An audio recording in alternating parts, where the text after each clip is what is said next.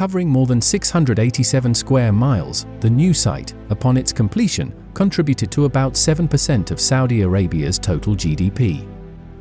At the turn of the millennium, the Saudi royal family decided to expand operations in Jubail, resulting in the creation of Jubail 2. Considered by many to be the world's largest civil engineering project, Jubail 2 aimed to double the city's original size. The project provided housing for 120,000 new residents and built an 18,000-student university.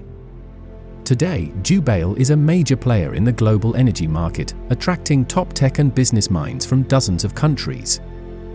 Once finished, Jubail 2 could solidify its position as a major player.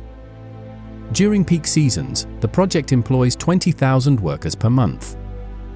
Around $4 billion have been invested in infrastructure, including roads, water, waste facilities, and utilities.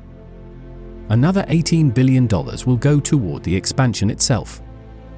The project is so extensive that it was divided into 4 phases over 22 years.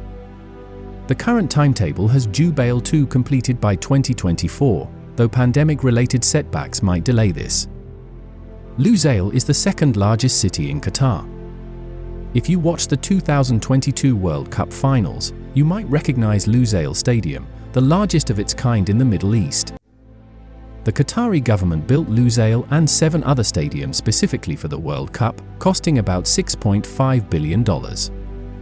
Some experts estimate Qatar spent around $200 billion over 12 years to host the World Cup, not to mention numerous human rights violations. According to Bloomberg, a portion of that money went toward building Lusail City, a mega project costing around $45 billion. The area was still a desert when Qatar won the World Cup bid in 2010. They aimed to finish it before the event, but according to ESPN writer Mark Ogden, the city feels more like a dystopian scene straight out of a Christopher Nolan movie. When completed, Lusail is expected to house about 450,000 people, including 250,000 residents, 190,000 office workers, and 60,000 retail staff. One day, they will enjoy Aquatar, the world's largest water park. Considered the crown jewel of this artificial city, Aquatar will feature 36 water slides and attractions alongside a 279-foot tower, home to the world's highest water slide. The park will cover about 300,000 square feet. They expected it to attract 50,000 visitors per day during the World Cup, but you can't ride a half-built water slide, can you? The Blue Nile River, one of the 2 primary Nile tributaries, is a lifeline for northeastern Africa. It flows north from Lake Tana in Ethiopia through Sudan and into Egypt, covering some 1,600 miles downstream. In the early 2010s, Ethiopia announced plans to build a $5 billion dam on the Blue Nile. The project underwent several name changes, at one time called the Millennium Dam, but builders finally settled on the Grand Ethiopian Renaissance Dam, GUD. The point of the GUD was to supply ample electricity to Ethiopia, a country where, before the GUD, 60% of the population lived without electricity. Ideally, the GUD will produce so much power that Ethiopia can sell electricity to surrounding countries like Sudan and Egypt. The dam was supposed to open in 2017, but disputes between Ethiopia, Sudan, and Egypt stalled the project.